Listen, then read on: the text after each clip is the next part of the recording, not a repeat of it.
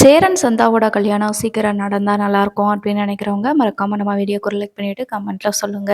என்னதான் நிலா அந்த வீட்ல இருந்து போகக்கூடாது அப்படின்னு சேரன் நினைச்சிட்டு சந்தாவ இப்போதைக்கே கல்யாணம் பண்ண வேண்டாம்னு நினைக்கிறது தப்பு தான் அப்படின்னு நினைக்கிறவங்க கமெண்ட்ல சொல்லுங்க.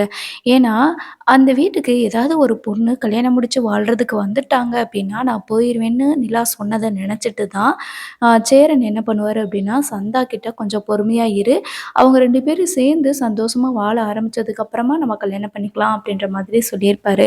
ஆனா, சந்தாவோட சூழ்நிலையும் கொஞ்சம் நெனச்சு பார்க்கணும். ஏன்னா, இன்னைக்கு எபிசோட்ல வந்து அதத்தான் காட்டியிருக்காங்க. சந்தாவுக்கு வந்துட்டு பயங்கரமான நெருக்கடி வந்து குடுக்குறாங்க. என்னன்னா, சந்தாவ கூப்பிட்டுட்டு உடனே ஊருக்கு வரணும். அப்படி இல்லைன்னா, நாங்க வந்து சந்தாவ கூப்பிட்டுக்குருவோம் அப்படின்னு சொல்லிட்டுருக்காங்க. ஸோ, இப்போ சந்தாவோட வீட்லயும் ப்ரெஷர் குடுக்க ஆரம்பிச்சுட்டாங்க. அவங்களுக்குமே பயம்தான். இப்போ ஆ இத எதுக்காக காட்டியிருக்காங்க அப்படின்னு சொல்லி பார்த்தீங்கன்னா, அடுத்ததா இப்ப சந்தாவோட ஃபேமிலி வந்து இங்க ஒரு பிரச்சனை பண்ற மாதிரியான சீன்ஸ் தான் வரப்போகுதுன்னு நெனைக்கிறேன். எல்லாருமே எதிர்பார்க்குற மாதிரி நார்மலா இவங்களோட கல்யாணம் நடக்காது. ஆ ஸோ கொஞ்சம் அ வண்டியில சேசிங் அது இதுன்னு இருக்கும்னு சொல்லிட்டு எதிர்பார்க்கலாமே. ஓகே. அதுக்கப்புறம் இப்போ நம்ம சோழனும், நிலாவும் கோவிலுக்கு போயிருக்கிறாங்க. இது கொஞ்சம் நல்ல விஷயம் தான். ஸோ அந்த வயசுல மூத்த கப்புள்ஸ் இருக்காங்களே, அவங்களுமே ரொம்ப ஜாலியா பேசிட்டு வராங்க. நெறைய கோவில் அது இதுன்னு சுத்தி பார்த்துட்டு இருக்கிறாங்க. நம்ம நேத்து சொன்ன மாதிரி தான். ஸோ 2 பேருமே ஹஸ்பண்ட் அண்ட் ஒய்ஃப் அப்படின்ற மாதிரி தான் இருக்கிறாங்க. ரொம்ப பாசமா அண்டர்ஸ்டாண்டிங் கப்புள் மாரி தான் அந்த வயசான கப்புளுக்கு வந்து தெரியிறாங்க. ஸோ இப்படி தான் வந்து நம்ம நிலாவும் சரி, சோழனும் சரி ரொம்ப சந்தோஷமா வாழ்க்கையில ஒண்ணா சேர்ந்து வாழ்றது மாதிரி, அந்த பெரியவங்க கிட்டயும் கதை எல்லாத்தையுமே சொல்லிக்கிட்டே வாராங்க. ஸோ இந்த வாரம் எபிசோட்ஸ் ஃபுல்லாவே வந்து அதத்தான் காட்டுவாங்க. இப்போ நம்ம நிலாவோட ஃபேமிலியும் அவங்க அதாவது நிலா போயிருக்கிற காஞ்சிபுரம் கோவிலுக்கு வந்து அவங்களுமே வராங்க.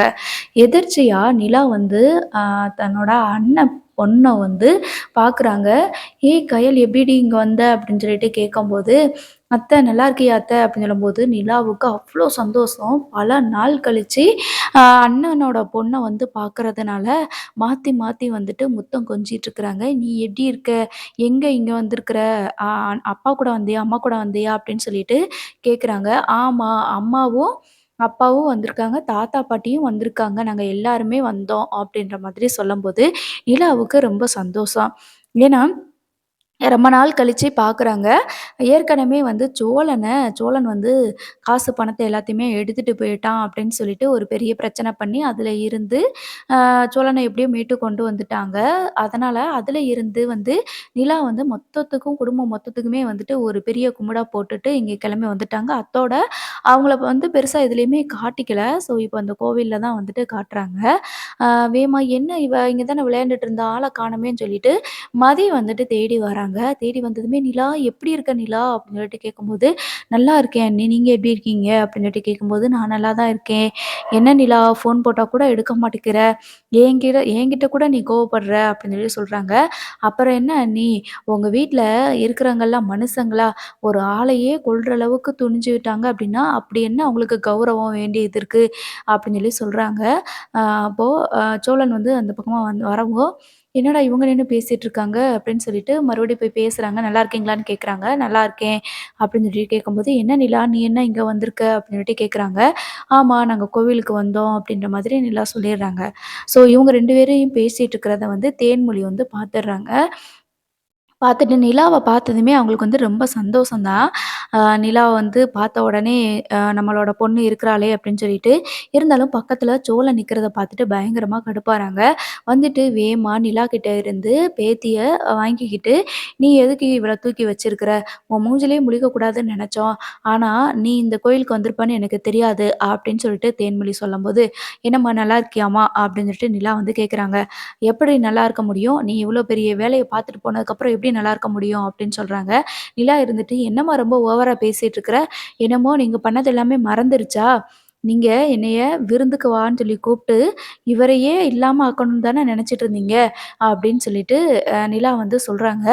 "இதெல்லாம் பண்ணிட்டு கடைசில என்னைய சொல்லிட்டு இருக்கீங்க? நான் ஏதோ சரி தெரியாம பண்ணிட்டாங்க.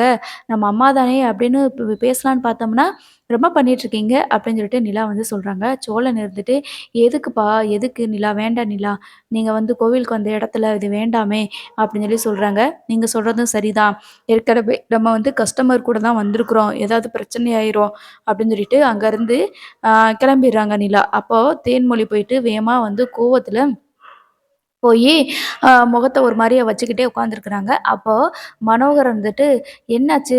என்ன தேனு? எதுக்கு இப்படி டென்ஷன்ல இருக்க?" அப்படின்னு சொல்லிட்டு கேட்குறாங்க. உடனே தாஸும், "என்னாச்சம்மா? ஏம்மா இப்படி இருக்க? ஏய் என்னடி? என்னாச்சு? எங்க அம்மா இவ்ளோ கோவத்துல இருக்கிறாங்க?" அப்படின்னு சொல்லிட்டு கேட்கும்போது, "இல்ல நிலா வந்திருக்கா இந்த கோவிலுக்கு" அப்படின்னு சொல்லி சொல்றாங்க. "என்னது நிலா வந்திருக்காளா?" அப்படின்னு சொல்லிட்டு கேட்குறாங்க. "ஆமா, நிலாவும் கூட அந்த சோழனும் வந்திருக்கிறான்" அப்படின்னு சொல்லி சொல்றாங்க. இவங்க இன்னும் திருந்தவே இல்ல போல இருக்குது. இன்னும் இவன் கூட தான் இவ சுத்திட்டு இருக்கிறாளா? நம்ம கோவில்ல கொஞ்ச நாளைக்கு நிம்மதியா இருக்கலாம்னு சொல்லிட்டு, கோவிலுக்குள்ளன்னு போலான்னு நெனச்சு மனசு அமைதியாகட்டும்னு சொல்லிட்டு வந்தோம்னா, இங்க வந்து இவன் மூஞ்சில தான் முழிக்க வேண்டியது இருக்குது. அப்படின்னு சொல்லிட்டு தேன்மொழி வந்து சொல்றாங்க. அதுக்கு மனோகர் இருந்துட்டு, சரி என்ன செய்றது? பார்க்க வேண்டியது நேரத்தில பார்க்க வேண்டியதெல்லாம் பார்க்க வேண்டியது இருக்குதுல்ல. நம்ம தலையில எழுதி இருந்துச்சுன்னா, அத தானே பார்த்து தானே ஆகணும்." அப்படின்ற மாதிரி அவரும் சொல்றாரு. ஸோ இவங்கலாம் பேசிட்டு, அவ மூஞ்சில நான் முழிக்கவே கூடாது. நான் இங்க இருக்கவே மாட்டேன். வாங்க அப்படியே நம்ம வெளியில போயிரலாம் அப்படின்னு சொல்லி சொன்னாங்க. இப்ப தானங்க கோயிலுக்குள்ளேயே வந்தோம். இன்னும் நம்ம போய் கோயில்ல அர்ச்சனை கூட பண்ணலங்க. நம்மளோட வேண்டுதல் கூட நிறைவேத்தலைல அப்படின்னு சொல்லி சொல்றாங்க. என்ன வேண்டுதல்? பெரிய வேண்டுதல்? ஒண்ணும் நிறைவேத்தலாம் வேண்டாம். முதல்ல அவங்க அங்கருந்து போனதுக்கப்புறம் நம்ம திரும்ப வந்துக்குருவோம். அப்படின்னு சொல்லி சொல்றாங்க. பெருசா நம்ம வாழ்க்கையில என்ன நடந்துருச்சு? அவமானம் தான் நடந்திருக்குது. அதனால இருக்கட்டும் அப்படின்னு சொல்லிட்டு, நிலாவோட அப்பா வந்துட்டு ரொம்ப பேசிட்டு அங்கருந்து கூட்டிட்டு போறாங்க. அப்போ இங்க பார்த்தீங்கன்னா, எதிர்பாராத விதமா அதே ஹோட்டல்ல தான் அவங்களுமே ரூம் எடுத்து தங்கியிருப்பாங்க.